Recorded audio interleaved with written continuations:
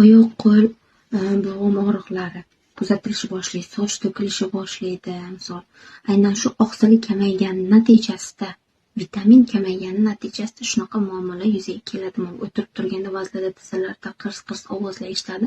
Shunaqa muammolar bo'layotgan bo'lsa, albatta aytaman, kollagen ichishni boshlang.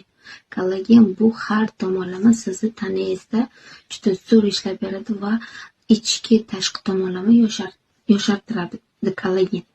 Endi kollagenning juda ham ko'p xillari bor va shuning orasidan aynan har taraflama natija qilib beradigan, men o'zim shaxsan iste'mol qilgan va yaqinlarimga ham tavsiya berib, ulardan ham juda ham zo'r natija olgan. Aynan men bu kollagen Hondrox'ni sizlarga tavsiya bera olaman. Xo'p, buni tarkibi qanaqa yordam beradi? Keyingi surasida